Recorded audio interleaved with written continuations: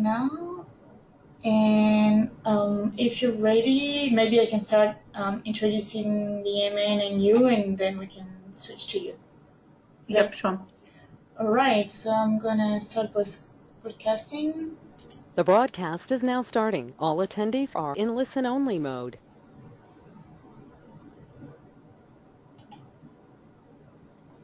Hello everyone, thank you for joining us for this fifth session of the webinar series brought to you by the Early Career Members Network. So I'm just gonna start with a quick introduction. As usual,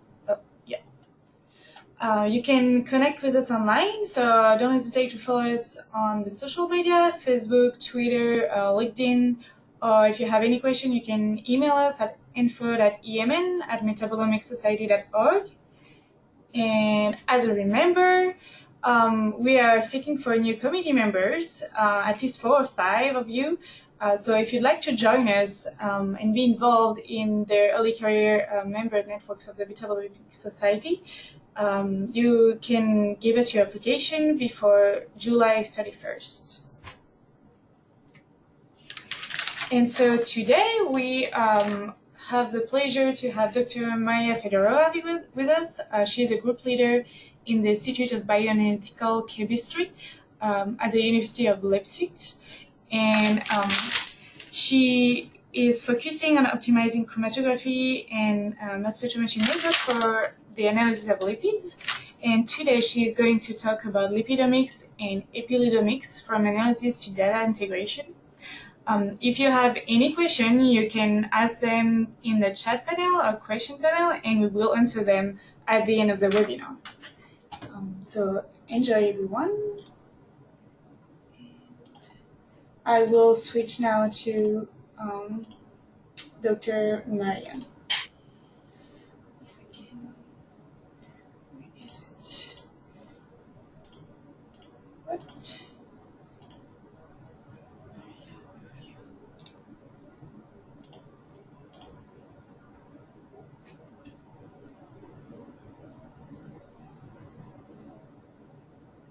Okay, do you see my screen right now? Yes, you're good to go.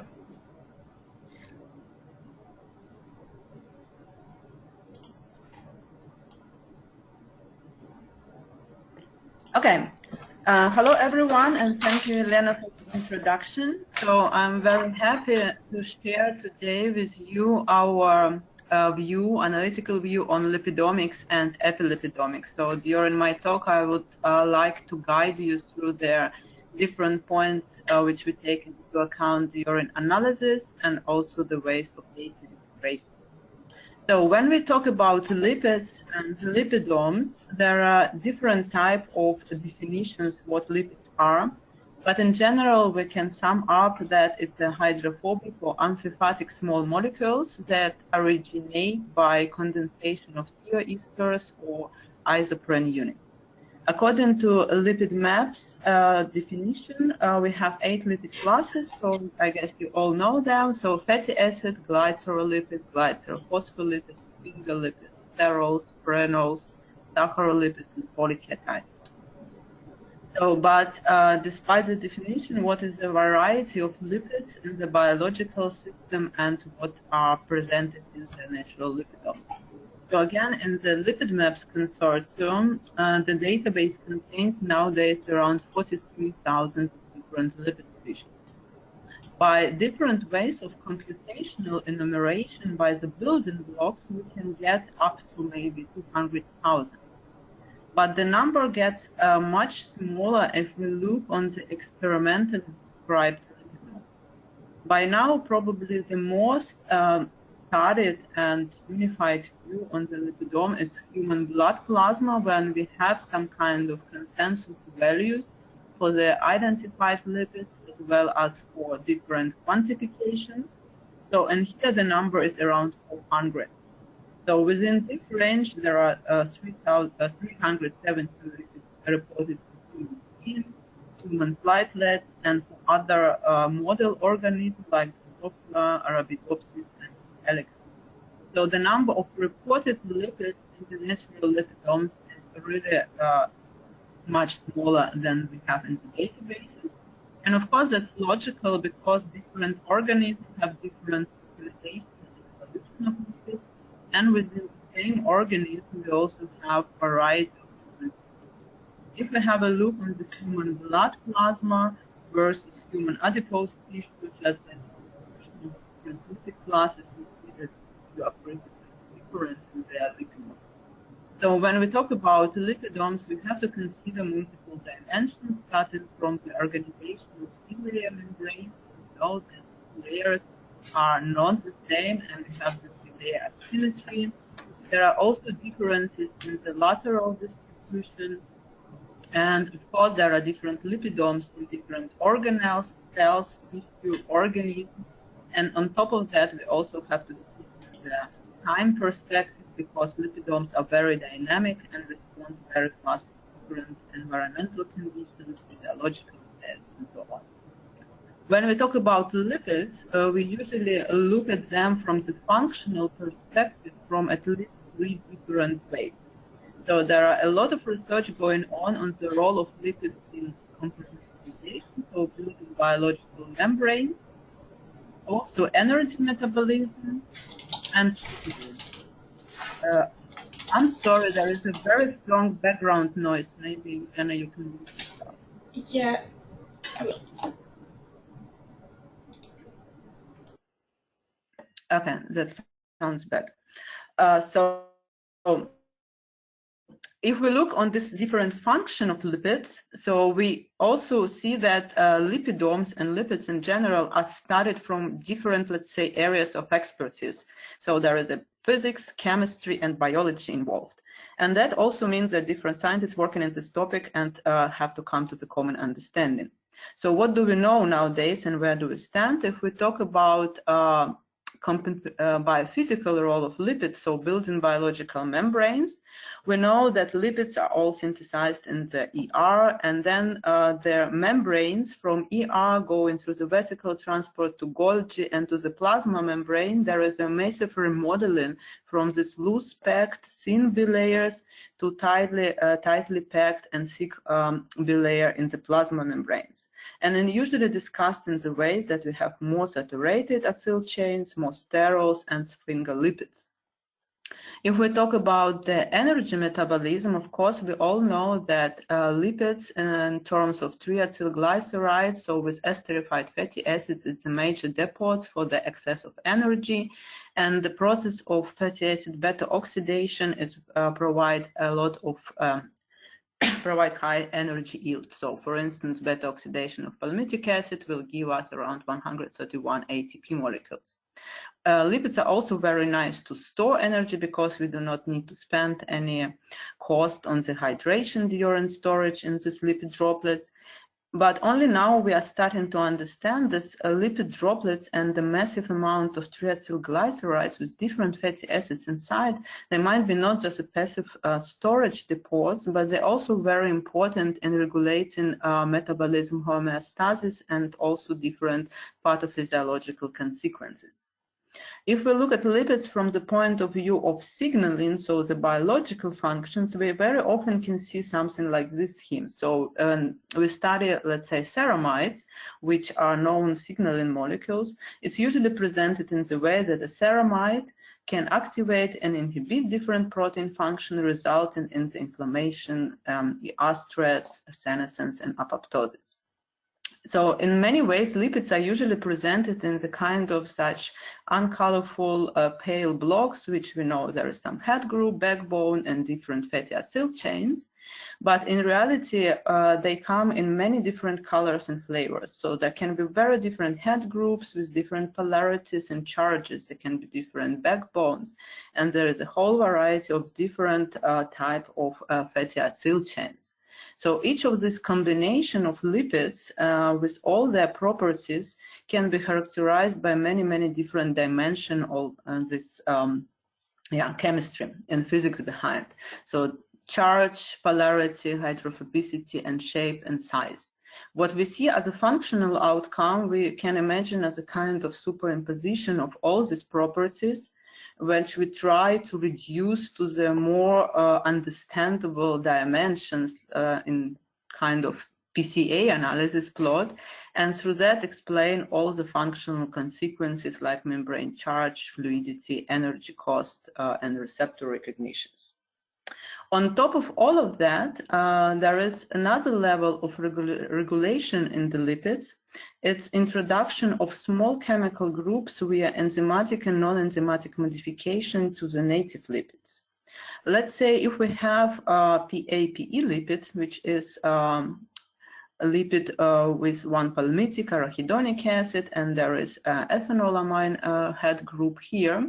So the whole bulk of this PAPE lipid synthesized in the certain cell can still undergo these different chemical modifications, and that can be done, for instance, enzymatically through the lipoxygenase catalyzed reaction or via free radical driven hydroxylation, and to form, for instance, such hydroxyeicosapentaenoic acid as terrified to PE, which has its own biological, physical, and chemical properties.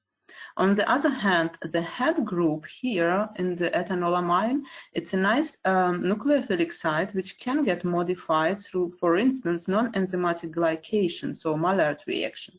And in this case, we will form so-called glycated PAPE, which, as well as, for instance, glycated hemoglobin in the bloodstream, can serve as a marker, diagnostic marker for the type 2 diabetes. So, having all this in mind, we can formulate the idea of epilipidome as a subset of natural lipidome formed by lipid modification via enzymatic and non-enzymatic reaction required to regulate complex biological functions. So, in analogy to other omics layers, we all know that DNA methylation, for instance, is the grounds of epigenomic regulations. Yeah? So, different types of protein post-translational modification are responsible for different regulatory layers as well, so different proteoforms. So, such kind of post-translational modification of lipids can form this variety of epilipidomes, and this is all done to gain in the regulatory capacity of biological system and to respond to change in environment or pathological condition in more diverse and maybe faster way. So as an example, something which you probably know, that oxylipins can represent such layer of epilipidomic regulation. So arachidonic acid with these 3 points here, so 3 pentadienyl moieties, is a very nice size for oxidation. That can happen enzymatically, and there is a wide range of enzymes with the specificity for each site, and it can also happen through free radical driven reaction. As a result, we form, in this example, 4 different molecules. Each of them has its own functionality. So, as I told, this process can happen enzymatically, and there are dedicated enzymes, for instance, like lipoxygenases, cyclooxygenases, cytochrome P450. And in this case, we are getting really specific positional, stereo, and regioisomers in terms of modified lipids. And the same kind of process can go in non-enzymatic way through the process which is called lipid peroxidation, where instead of a regulated enzymatic reaction, we have the same exactly chemistry but driven by the free radicals, but for instance, or H radical here, with the formation of mixture of isomers. So what we know for sure now that these enzymatic reactions, they are very tightly regulated. So there are different enzymes. These enzymes have different expression levels. They also can have different localization. For instance, there are studies showing that formation of this hydroxylated on arachidonic acid PE lipids happen differently in macrophages and platelets and neutrophils. And there are different sets of receptors which can recognize different products. From the other side, non-enzymatic lipid peroxidation is very often thought as some kind of random destructive process, which from my opinion is probably not the case, because the cells, living cells in the normal condition, control the production of free radicals very, very tightly. So, and that might be the mechanism of fast redox sensing and the environmental adaptation, yeah, when the condition changes too fast and there is not enough time to express a new enzyme to do certain reactions. So the examples of epilipidomic regulation, I guess many of you saw before, just to give you a few which are obvious. For instance, inflammation and irresolution. There are enzymes which can oxidize specifically arachidonic acid, for instance, cyclooxygenase. And afterwards, different prostaglandin synthesis result in the synthesis of a very big variety of different prostaglandins.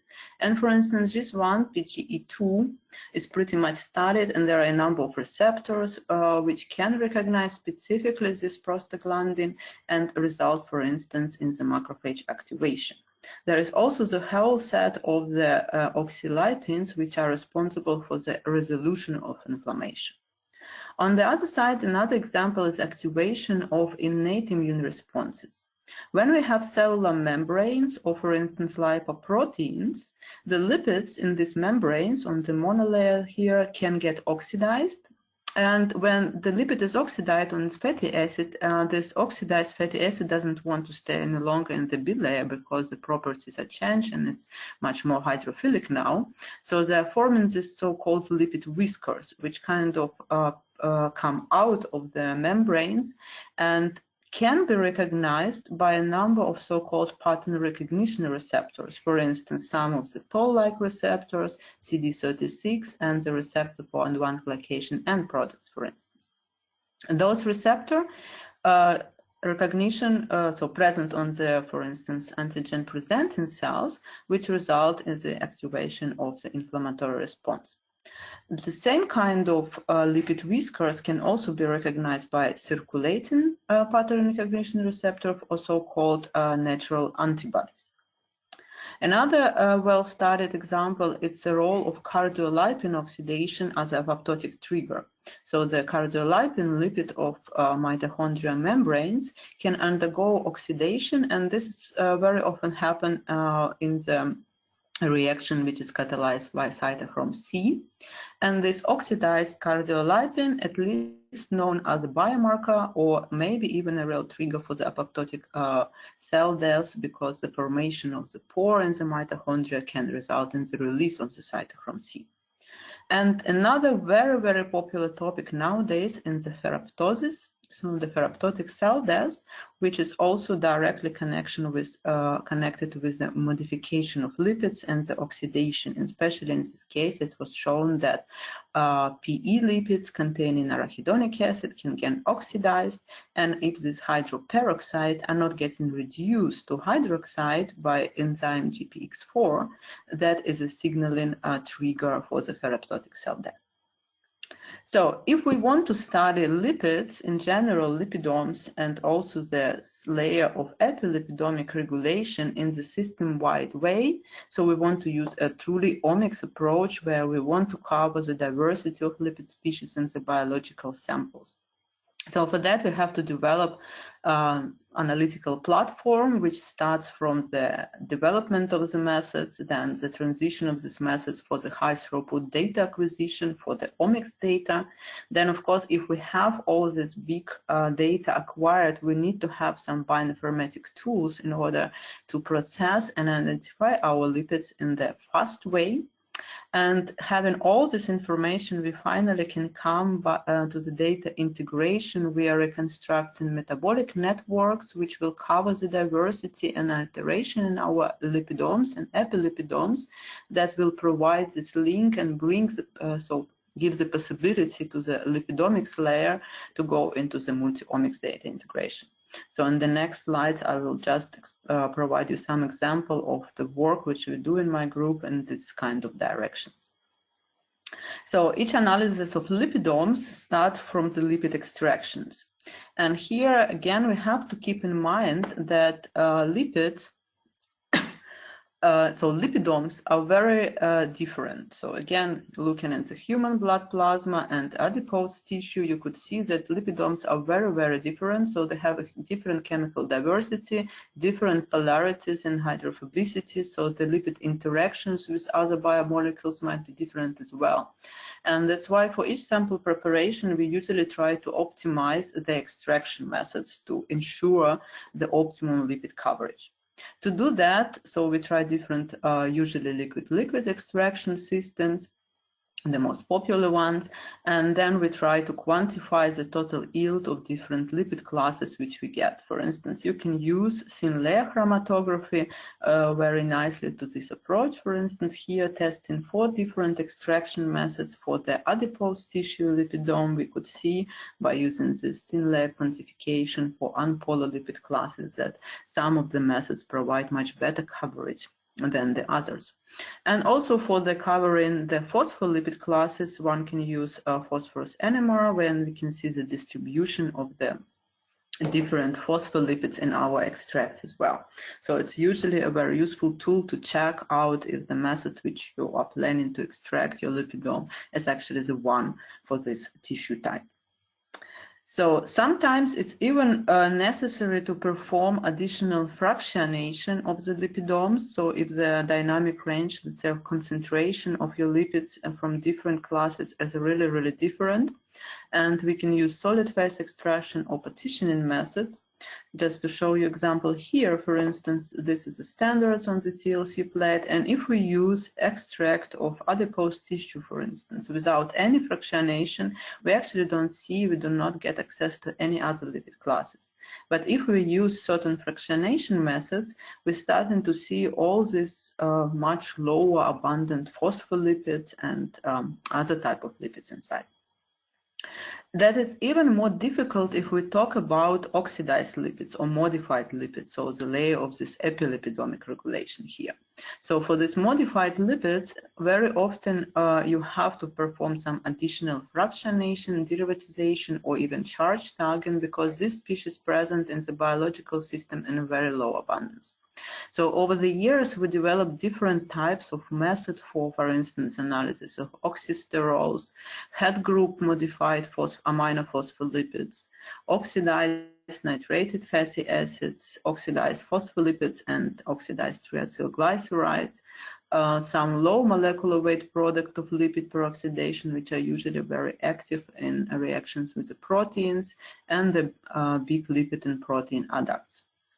Just to show you an example, for instance, of such charge tagging approach for carbonylated lipids, and is here. So that kind of lipids, for instance, this was at certain moment a PC lipid, which underwent certain oxidation events, and the fatty acid in position 2 got truncated with formation of this carbonyl function. So that happens quite often in the biological system via free radical reactions. And this kind of lipids here, they are very reactive. They can modify proteins and nucleic acid and also change their functional outcomes of the whole system. So also they're present not in such high quantity and not so easy to detect. That's why the derivatization here might be a very good way to go. For instance, we use this hydrazide reagent, which is coupled to the coumarin, and that allows us to derivatize specifically our carbonylated lipid.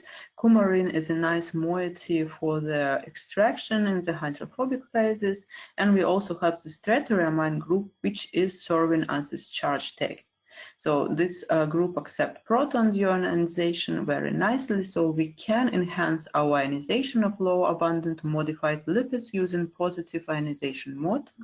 And additionally, we can also use this specific property of this tag during MSMS analysis, because upon CID fragmentation, this lipid will form certain characteristic ions which can be used as reporters, and that helps us to identify modified lipids and also for set up the method for high throughput data processing. So by extracting this MS2 spectrum with specific fragment on neutral losses. And the other nice thing about this reagent, just to mention, that it's also fluorescent, so you can in parallel perform certain experiments with your cell cultures, as shown in this case, and also see the subcellular distribution of your modified lipids. So if we talk about extraction and fractionation, so the next step would be a selection to make. So it's a big step. So you can use in lipidomics at least 2 different ways. So the lipids can be analyzed by mass spectrometry in so-called shotgun lipidomics way. So then lipidome is introduced into the mass spectrometer without prior separation.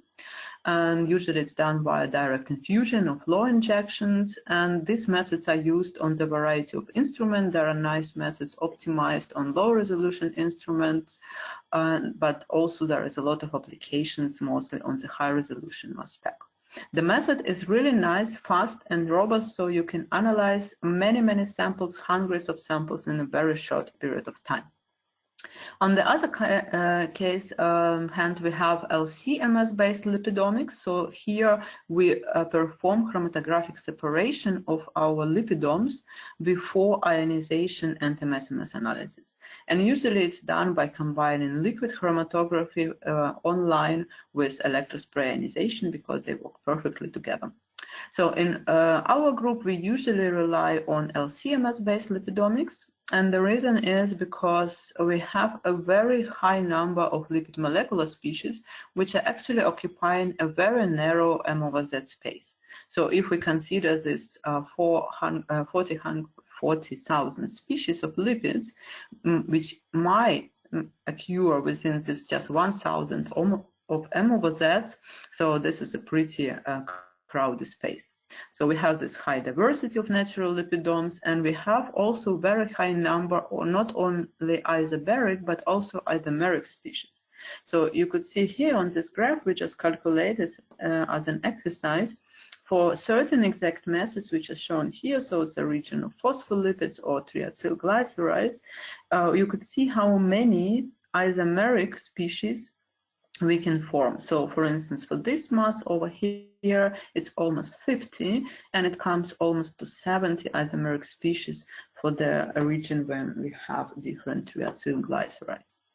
So we usually rely on LC separation prior to our mass spec detection. So if we talk about chromatography, what kind of chromatography techniques we would like to use to separate our lipids. So again, we have to think back to the physicochemical properties of the lipidomes in questions. And in this example, for instance, and just to illustrate all this diversity of chemical structures, we took around 23,000 of lipid structures from Lipidomics database and calculated for them 26 molecular descriptors. So we used all this information to build, to perform principal component analysis, and you could see here this chemical space of lipids within component 1 and 2, which explain the most of the main diversity and variances in this case. And you can see these nice clusters of lipids, of course, based on their classes. So what drives this separation of lipids within this chemical space? We can have a look here for these molecular descriptors in the loading plots. And you could see here that the separation along the first principal component is mostly driven by the lipid hydrophobicity. So we have the hydrophobic areas, we have log P's values over here. And the separation along the second principal component is mostly explained by the lipid polarities and such things like hydrogen bonding, the number of acceptor and donor sites, and so on. So if we translate this information to the chromatography methods which we have, and hence, so the hydrophobicity dimension is can be nicely resolved by reverse phase chromatography, and the polarity dimension can be nicely resolved by normal phase or hydrophilic interaction chromatography. So in fact, these three chromatographic techniques are the ones which are mostly used in the lipidomic research. So the reverse phase, and so normal phase probably is not so popular choice for the online coupling with electrospray ionization, but Helic is which provides separation based on polarities as well, is very widely used. If we decided to work, for instance, in the reverse phase chromatography dimensions, so the choice of the stationary phases might be also a very important one. So here in the recent study, we performed the comparison of 5 different reverse phase chemistry, so 5 different columns. 2 of them were C18 and 3 of them were C30 columns. And we used particles which were solid core with 2.6 micrometer and fully porous particle of 1.9 micrometer, and also one bigger particles here. So exactly the same gradients, exactly the same conditions for 5 different columns, and we use exactly the same lipidome sample, so it was a human blood plasma extracted with MTBE. Here is an example of the total ion chromatogram. So for the positive and negative ionization mode, so the data were analyzed, the samples were analyzed using data-dependent acquisition here. So we could see already even here on these general figures that even exactly the same C18 columns, so biochemistry, perform differently in the separation of the same lipidome. So if we want to select the best condition for our LC-MS analysis, so we usually would look on the peak capacity of the system, and that would also be important to see how wide our peaks, because that would directly translate in sensitivity of our LC-MS approach. Just a simple cartoon to show the point that if our peaks are narrow and sharp, our sensitivity is higher for MS-MS detection, and if we have a broad peaks, they might be too low in the total intensity to be selected for the fragmentation events.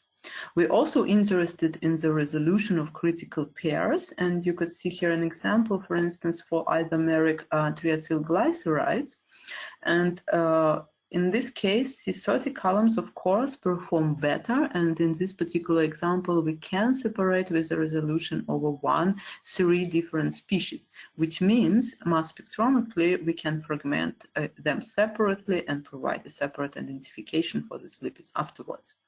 So looking up for these columns, we figure out that in our hands, the solid core particle columns works pretty good. So, and we now use C18 and C30 application for the lipidomes of different polarities. To show you an example over here, for instance, C18 column with 2.6 micrometer particles looks pretty good for the more polar lipidome separation, and we use these C30 columns to separate more unpolar lipids. If we talk about modified lipids, reverse phase chromatography also provides a great separation space for them as well. So first of all, if we have native lipid and then the derivative modified from it, the modifications which we introduce, like hydroxy group, formation of this isoprostane ring, or 3-hydroxy group, like in the case of this lipoxin A4, they change the log P value of the lipid. And you could see from up at 10.9, we go down to 6.8. That means on the reverse phase chromatography dimensions, we will be able nicely to separate the species. And you could see here as an example, this is just training in vitro oxidation exercise. If we take PAPC lipid and we oxidize it for certain periods of times, we have the decline in the signal of a native lipid and the formation of all these modified oxidized species, which we can resolve nicely using reverse phase chromatography. The other issue is with modified lipids that during oxidation we form a very big variety of different isomers. So in this case, we see the MS scan of the lipid at 826.56. So it's oxidized phosphatidylcholine, and the precursor with this mass actually contain several different isomeric species. For instance, it can be hydroxy, epoxy, or keto group if one double bond is missing. So on the MS1 level, we have no means of separating these species at all. But we can separate them using reverse phase chromatography, as it's shown here. And that again means for us, if we have a separate peaks here on our chromatograms, we again can separately fragment the species and get unique MS-MS spectra for them. For instance, here and here, and we can use them to deduce not only the type of modification, like for instance hydroxy versus epoxy, but in some cases we even can define, based on the specific fragments over here, what kind of or in which position we had this modified group. So it's very useful to be used in terms of modified lipids. But of course, we also use hydrophilic interaction chromatography, and here you could see an example. So in this case, we can analyze, again, different tissues or blood plasma lipidomes using helic approach. And so in this case, of course, we have separation based on the phospholipid classes, so PC, sphingomyelin, lysis species, and so on. And the nice thing with the helic separation, so these methods can be optimized to work really, really fast. So this we have the separation of pretty complex lipidomes by lipid classes within 10 minutes gradient. So having all this information, finally, so our optimized LC and the mass spectrometry detection, so we were able to collect a lot of individual MS2 spectra, so we're ready to proceed with the identification of our lipids. So what kind of level of identification can we reach now in a really high throughput fashion? So of course we would like to know the position of the double bonds. We also would like to know the position of fatty acids in the glycerol backbone, but so far this kind of approaches, which of course possible to do using some special methods, like for instance ozonolysis and so on, they are not really applicable for high throughput applications so far.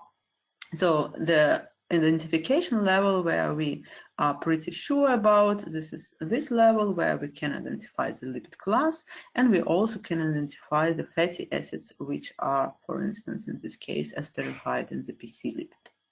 So how can we do that? There are which kind of information we need. I guess like in any field, we always need to know the precursor M over Z, so the accurate information, and then we can calculate elemental composition, and we rely on tandem mass spectrometry data to assign lipid specific fragment times.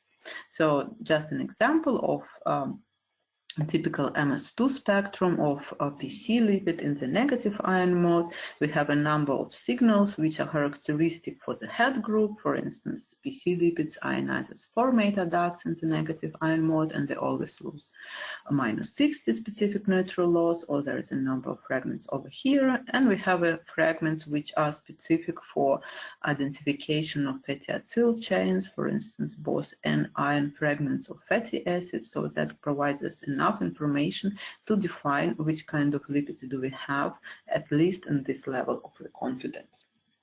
So we would like to do that, of course, for many lipids, because our LC-MS data set results in several thousand of fragmentation events per one LC-MS run.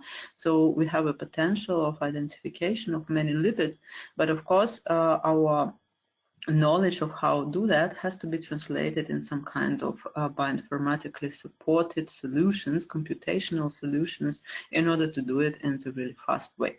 So what is now available in terms of lipid identification? What kind of solutions are out there?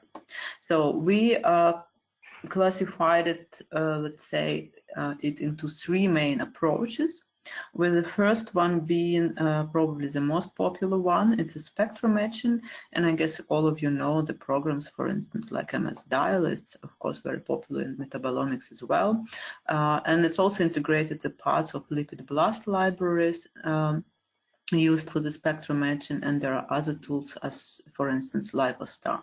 So what is happening here? We need to have a lipid structural library. We can take it from lipid maps or predict by combinatorial chemistry algorithm, and we need to define the rules for in silico fragmentation, which usually would be based on our experimental data.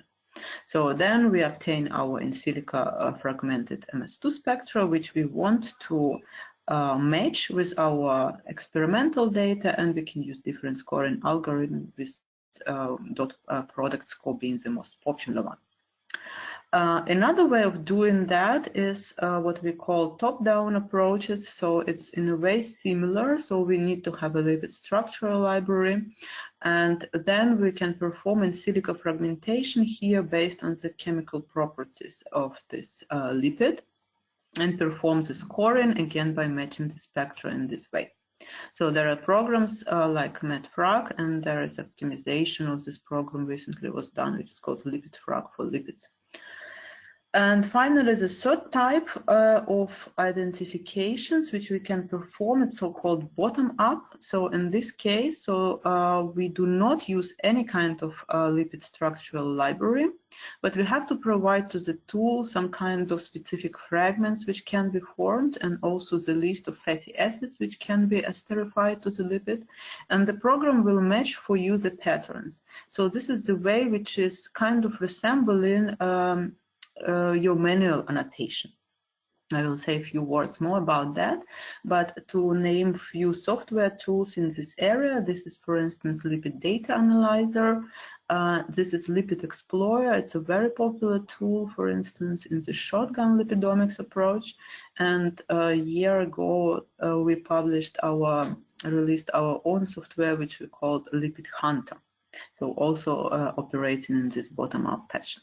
So what it can do and what it does, so you provide to Lipid Hunter the MZML file with your LC-MS data inside, and you also define what kind of fatty acids can be in your lipids and what kind of lipids specific fragment you should want to consider. So you can define it yourself, or you can use the list which we provide in the software already for the different classes. You can also distribute different weight score for each fragment. For instance, if you use different collision energies and you know that some of the fragments are much more intense or less intense in your MSMS data, so you can easily modify that as well.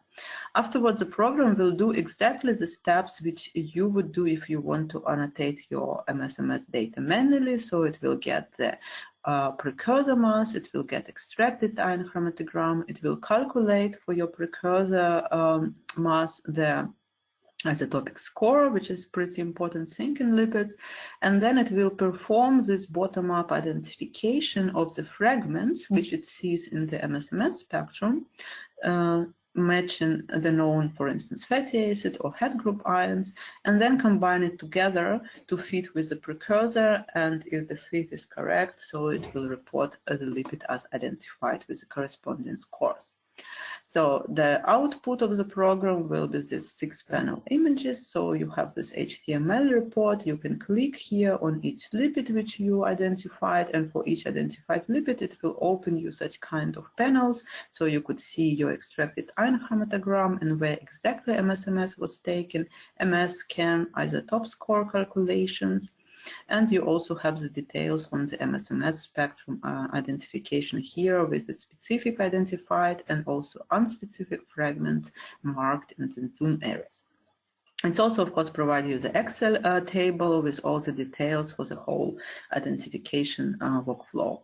So far, Lipid Hunter works for lysophospholipids, phospholipids, and glycerolipids, and now we are implementing the new algorithm for the sphingolipid identification. The software is absolutely free, so it's open source, and you can download it at our GitHub page. And if you have any questions, so you can also ask us, and we're ready to help with implementing the tool.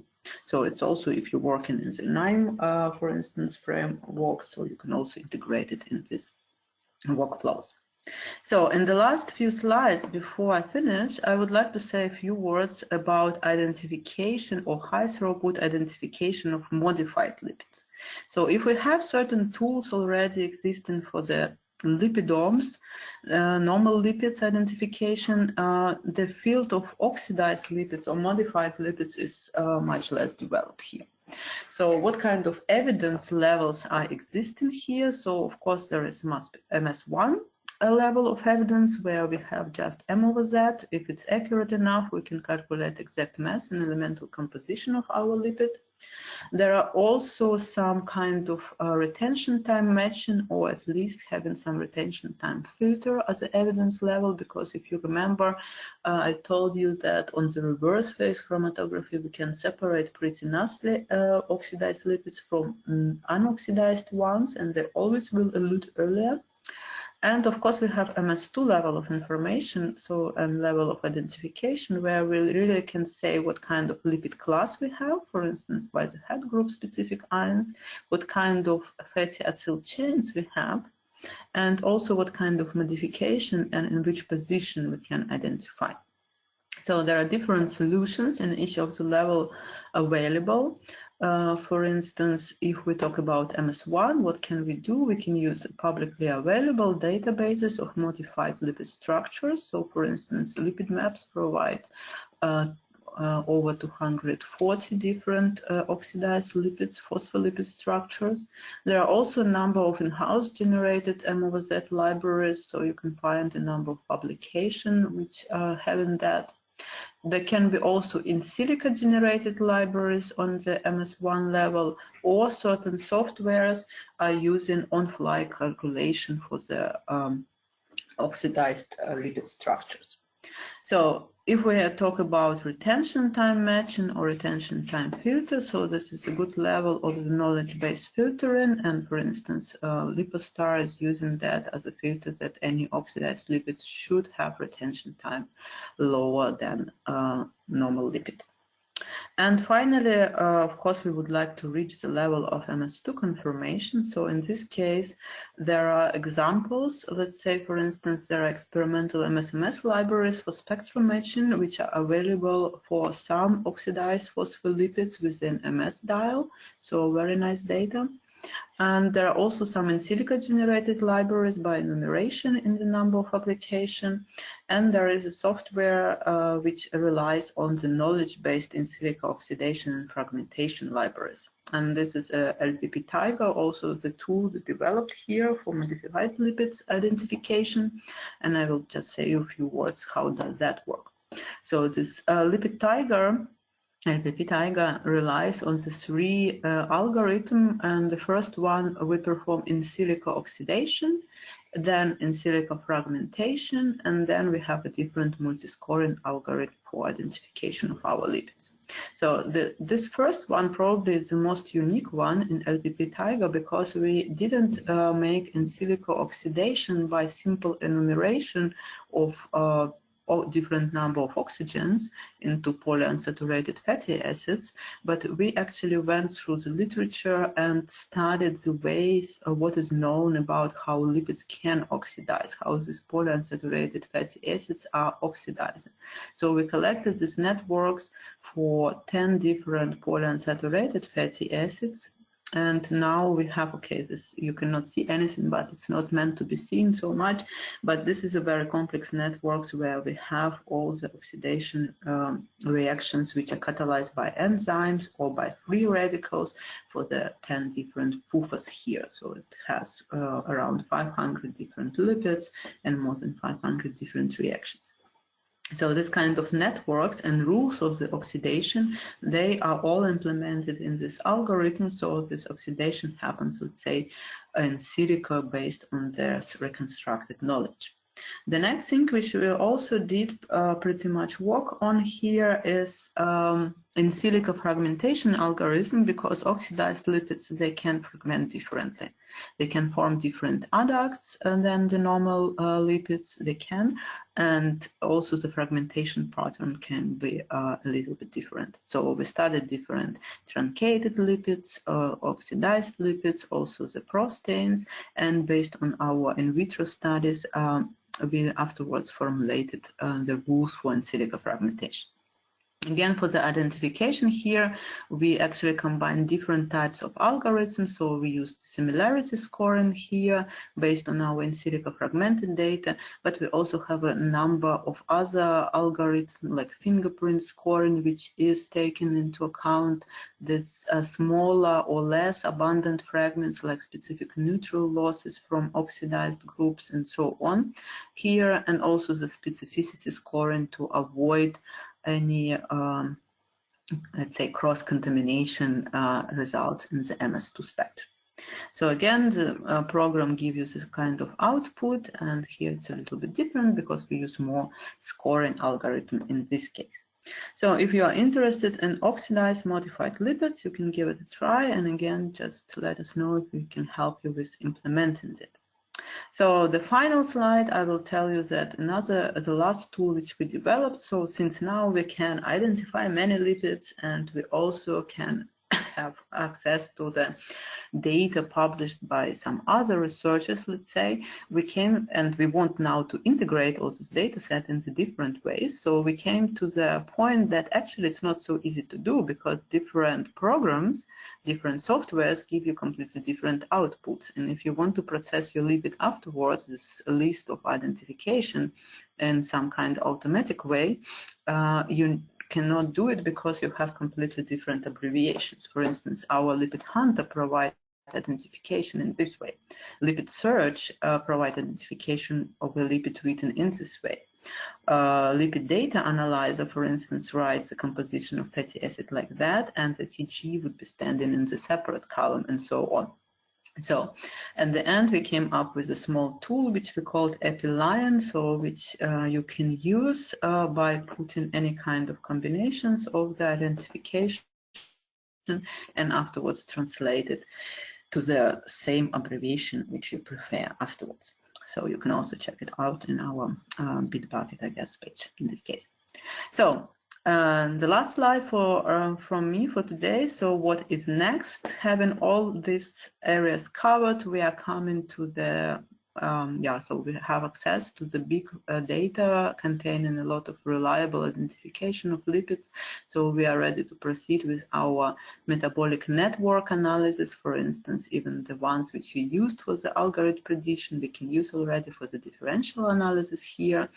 And our what we're working now as well is integration of the data in the lipid-oriented genome scale models, because most of the genome scale models of metabolism are representing lipids in very poor way. So it's also this a kind of pooled reactions without describing lipid species. And you could see here, for instance, in some published genome scale models, formation of triacylglycerides of whole diversity of them is represented just by a single reaction. So we try to integrate the information which we have from our original data, so from the raw data, so into this kind of genome scale models by describing different reactions in their specific ways.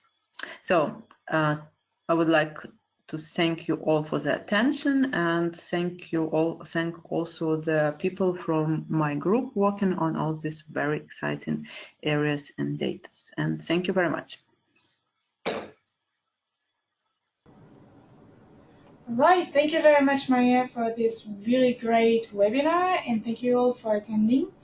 If you have any question, please write them in the chat box and we'll answer them. We have a first question from Remo Franke, asking what is the best textbook or review article on lipidomics? What's your advice, Maria? Yeah, there are many review and paper articles about lipidomics, and I guess the field is so wide that it's hard to cover in one review. So probably there is a number of reviews pretty general, but there are some more specific. So, but I would suggest if the person who is asking is really interested, he or she can send me an email, and I could recommend some research on the topic. All right, we have more questions coming. So to what extent does lipid analysis between human and plant systems differ? So is there a big difference between human and plant systems for lipids analysis? Well, there is all depends. What I try to highlight in my talk, that I guess the analytics which you want to select for your lipidomic analysis will very much depend on the lipidomic question. Yeah, so, and it's probably a good idea to have if it is not completely unknown species and lipidomes, to have a look what is already known and what kind of lipids with what kind of chemical and physical properties you can expect in your lipidome, and based on that to decide on which way you want to extract and further on analyze it. So in plant, of course, there are lipid classes which are not present, for instance, in the humans. and the adjustment of the analytical solutions should be based on that. All right. Next question. Oops. Sorry. How are reactions with lipids established and corroborated, having so many entities to interact? Sorry, can you repeat that? How are reactions with lipids established and corroborated, having so many entities to interact?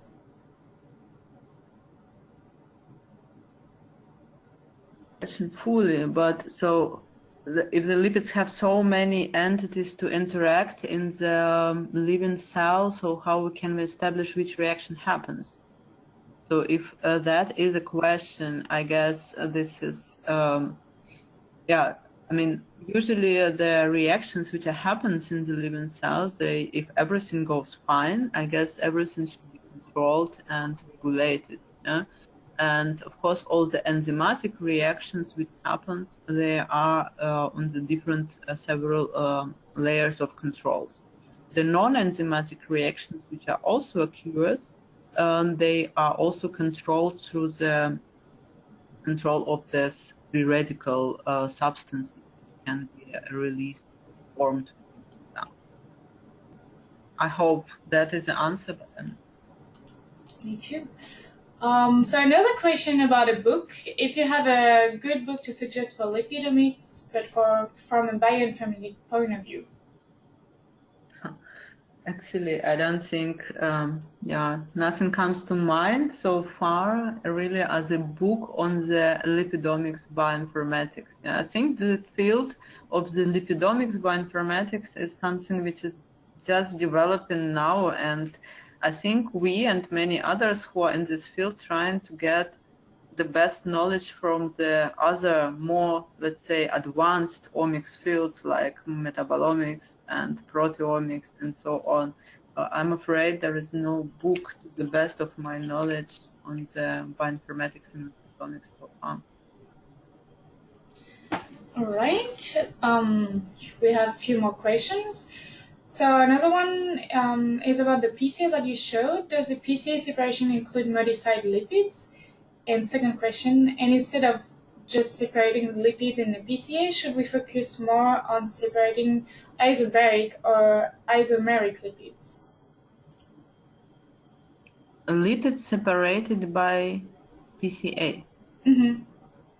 Yeah. I guess that was just an example about using in that case, the principal component analysis was just a tool to show the distribution of different properties of lipids. And of course, the separation which we want to achieve with, for instance, reverse phase chromatography or hydrophilic interaction chromatography, our main focus, of course, not only, of course, separation by classes, which is supposed to work fine, but also the separation of this isomeric and isobaric species.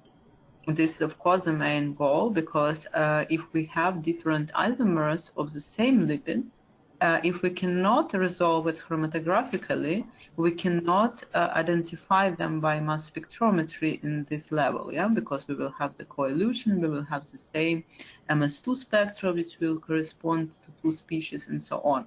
So only if we really separate them by reverse phase, for instance, then we can have a separate identification. So yeah, separation in order to achieve this identification of isomers and isobars. This is, of course, the main goal.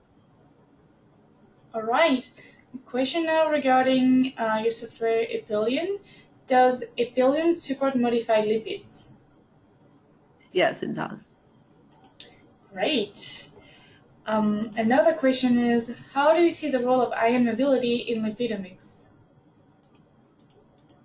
Yes, ion mobility, of course, another very interesting techniques. Yeah, so if we have LC, MS, so we have two kind of orthogonal systems, introducing another dimension of separation would definitely increase the peak capacity of all our lipid separation space. I think this is a very exciting technique, and yeah, I think with all the different choices which we have now from different instrumentation there, I think this is a very useful tool to be implemented further, which will allow further layers of separation. Thank you. The next question is, what is your thought on the commercial software such as SimLipid? I guess comparing to your software. The commercial software SimLipid? Yes. I didn't try it. No, I didn't try it. So I cannot have an opinion. Okay. Another question, how far are we from adapting the bioinformatic tools you nicely described to ion mobility separation in lipidomics? That's a regular topic. Yeah, I think that's, of course, it is possible. From the point of building the software, you can totally integrate one more layer of information, because software is dealing already with the retention time, with MS1, with MS2 layer of information. If you introduce, let's say, between MS and MS2 another layer with ion mobility, there is absolutely potential to do that. The only reason is, since we do not work with ion mobility ourselves, we didn't do that. But if somebody is interested and have a really, and again, we need some number of data to train software first and so on. So you can contact us and we can discuss that. So, but in principle, I don't see any reason why it cannot be done from the point of the software architecture. Great. Then next question, is it possible to detect all lipid classes on normal phase column in positive mode and their fatty acyl groups in negative ion mode using the same column? In the normal phase? Yes. I'm not sure. I mean, we do not use really normal phase, so we use helic, and there are some, also there are many advantages, but there are some disadvantages as well with the very unpolar analytes, so it might be the problem in this case. And the problem what we have in with helic separation, so you definitely separate many classes, and looks nice, especially for more polar lipids. But since we very much focus, so it depends what you want to do. If you want to identify different types of isomeric lipids for within one class, maybe this is not the best choice, because you need all oil load and within one peak. But in our hands, so we always, if we want to perform a very good characterization and identification, we try to combine different chromatography. So the reverse phase and helic chromatography, and of course using both modes, negative and positive modes. All right, thank you very much for all of these answers. If you have any more questions, maybe I'll invite you to email Maria. And thank you all for attending this great webinar. I will try to share it online on the Metabolomics website from the Society. And I'll see you for the next webinar. Thank you all. Thank you. Bye-bye. Thank you, Maria.